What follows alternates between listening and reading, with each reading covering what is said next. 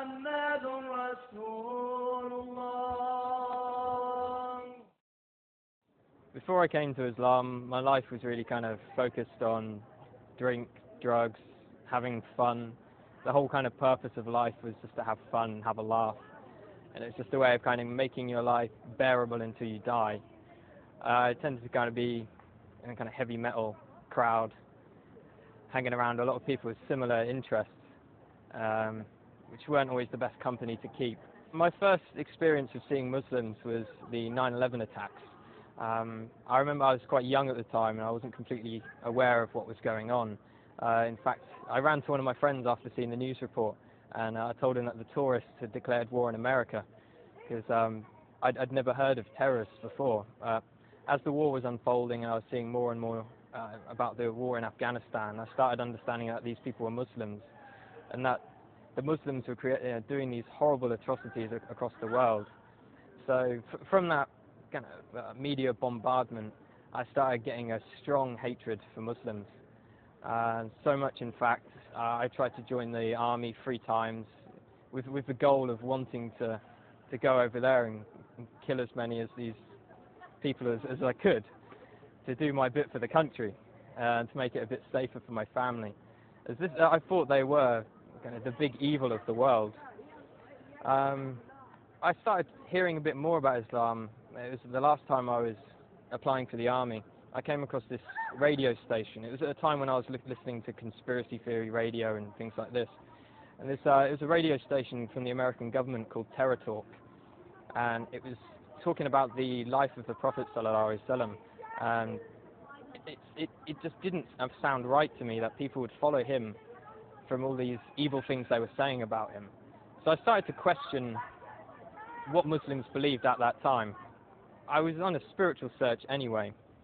At the time I was looking into Norse mythology and paganism, and one of my friends turned to me and said, before you decide on this paganism thing, have a look around a bit more. So I came across Muslims on the internet. I think one of the first people I saw on the internet was Baba Ali. And he broke the stereotype of Muslims for me. I was surprised that there was this guy who was funny and he was very laid back. He wasn't with a big beard shouting, kill the kafir and all this kind of stuff. And then I eventually picked up the Quran from my college.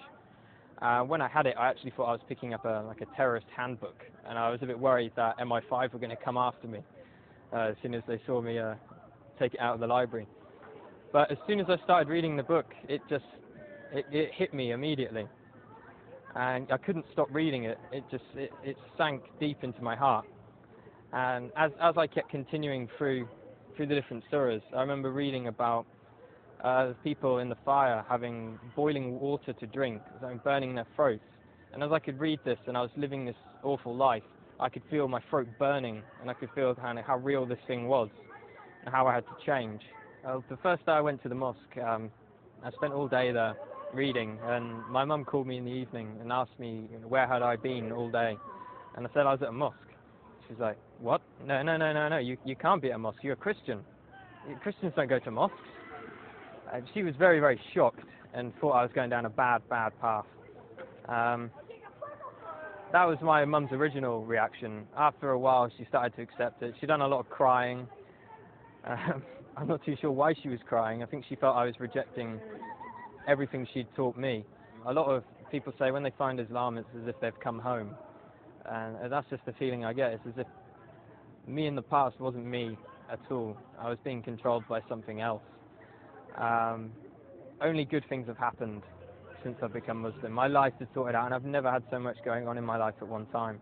If I was going to give advice to someone else who is thinking about Islam, I'd definitely tell them to come to the mosque and speak to a man of knowledge, not search the internet for the answers. There are some good things on the internet, but when you don't know anything about Islam, you can't judge what is right and what is wrong.